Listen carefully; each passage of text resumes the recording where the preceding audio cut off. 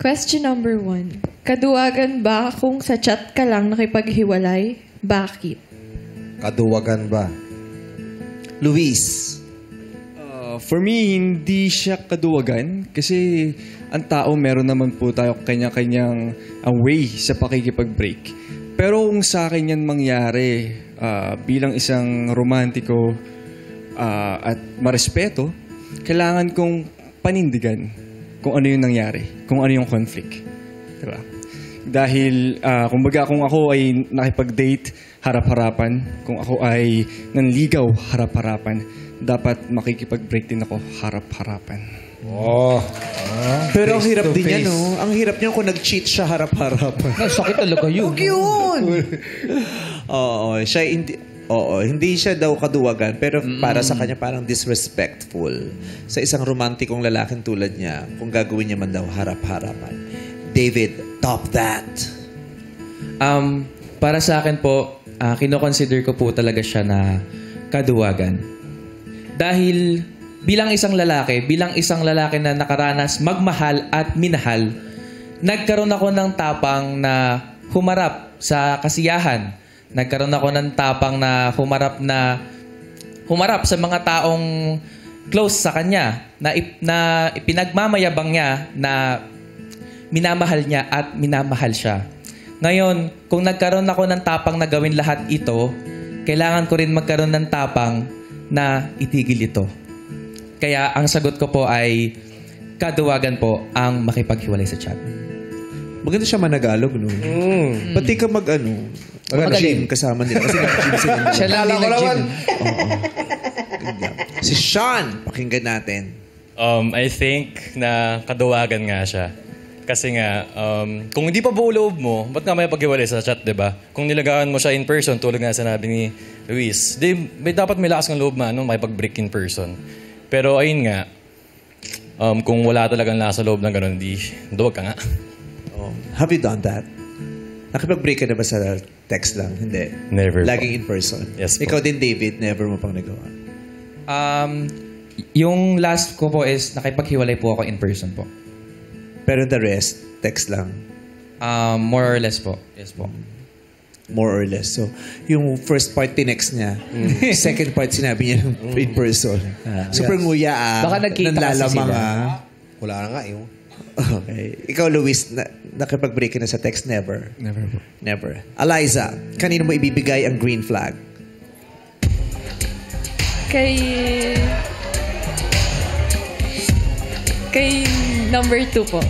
Kay number 2, kay David. Ba't mo nagustuhan yung sagot niya? Kasi parang may lakas ng loob para makipag-usap ng harap-harapan, ganun. Tanungin natin si Vance. Vance, okay ba yung sagot ni David para sa'yo o mas may iba kang natipuhan? Para sa akin po, okay po. Tama naman po si David. Sang-ayon ka na siya ang pinili ni Eliza? Okay lang po. Okay. Congrats, David. May green flag ka na. Thank you po. Next question, please. Question number 2. Ang problema ba sa isang relasyon ay naiiwasan o kailangan talagang pagdaanan? Unahin natin si Sean. I think double-edged sword siya. Kasi nga, kailangan mo talaga pagdaanan yung mga problema, especially pag nasa relationship kayo. Pero at the same time, pag inaayos mo yun, syempre, inaayos nyo para maiwasan yung problema. So I think, kailangan mo pagdaanan para maiwasan yung problema. Pag natuto ka na, nasusubukan mo siyang maiwasan. Okay. Isunod natin si Luis. Search number 1. Si number 3 yung una. Ito si Juan. For me, kailangan po pagdaanan kasi naniniwala ako it's all about system, it's all about process. No? Hindi ka mag-grow, hindi ka matututo kung hindi mo kailangan pagdaanan. Yun po. Okay, maraming salamat. David, search number 2. Katulad na lang din ng sinabi ni Sean na napakaganda terminology niya. Isa siyang double-edged sword. So, hindi naman sinasabing masama na iwasan ang mga conflict, di ba? Pero, masama rin ito na iwasan ng mas maaga pa. So, ang punto ko po is, dapat po talagang hinaharap natin ng mga problema para in the long run, maiwasan din natin ng mga ba ulit ito? Ayun po. Okay. Eliza, kanino naman mapupunta yung next green flag mo?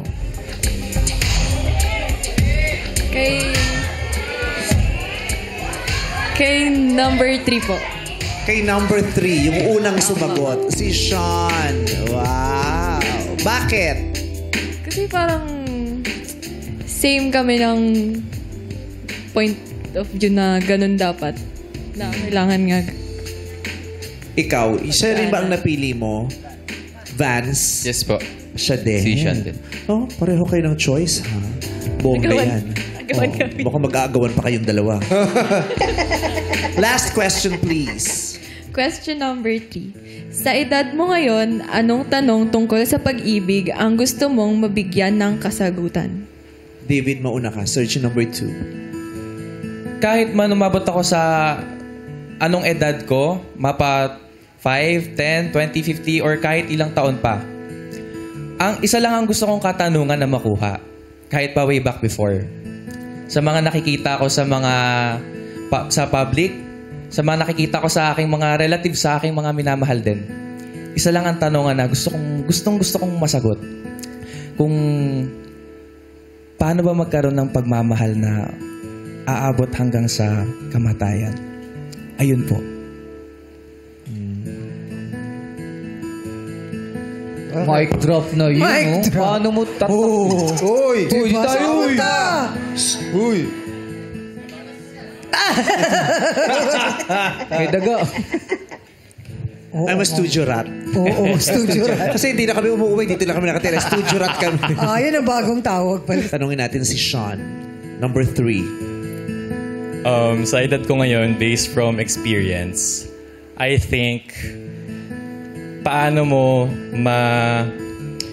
hindi mapagkasawaan yung tao habang minamahal mo. Kasi sabihin natin na, mahal mo nga siya. Pero in the long run, syempre may mga times na magkakasawaan kayo, parang inip na inip kayo sa isa't isa. At gusto ko matuklasan, gusto ko malaman kung paano nga na maging happy yung relationship. Ang ganda nun, no? Yung paano ang gagawin natin para hindi tayo magsawa. Kasi nakakatakot di ba? Kahit anumang bagay na ginagawa mo araw-araw, kung matagal na matagal, baka umabot ka sa puntong may bagot na din. Nasawa. Kasi parang routine na yung lahat. Kaya dapat naihahanda mo yung sarili mo. What are you gonna do pag umabot ka sa puntong yun na yung mahal mo pero parang nagsasawa ka sa ganap? Luis. Sa akin, bakit kailangan magloko pagdating sa pag-iibigan? Yun lang. Yun ang gusto mong maitanong at masagot. Eliza, napag-isipan mo na ba kung kanino mo ibibigay ang huling green flag?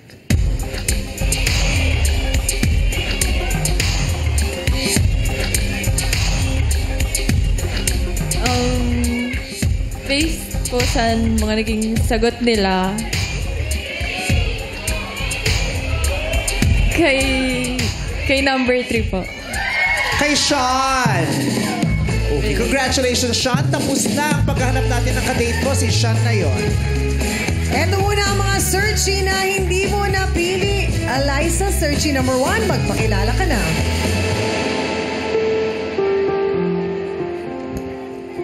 Hello, Luis nga pala. Nice to meet you. Congrats and cherish every moment. Yun lang. Thank you. Thank you, Luis. At ito pa ang hindi mo pa napili, si David.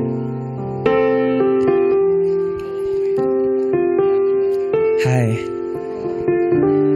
First of all, sana magkaroon kayo ng magandang relationship with Sean. Sana things work out and may the best with. Thank you. Thank you so much. Parang bait itong batang to, no? Sean, wait lang, pero may mensahe kasi si Vance kay Eliza. Pakinggan natin.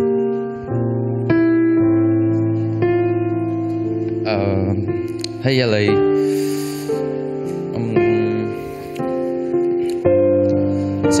Yung sa pinili mo lalaki, sana mahalin mo kung paano mo ko mahalin ng tayo pa.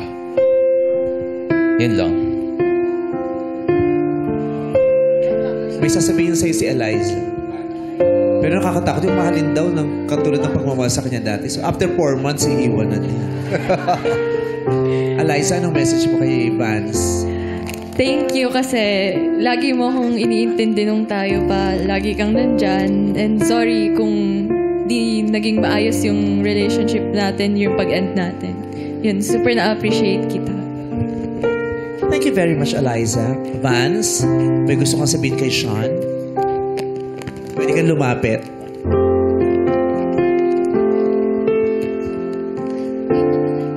Sean, pagbutihan mo. Pagbutihan mo kilalanin mo mabuti si Eli. Yun lang. Sean, tabihan mo na si Eliza. Dali! Oh, excited si Eliza. Tabihan mo lang.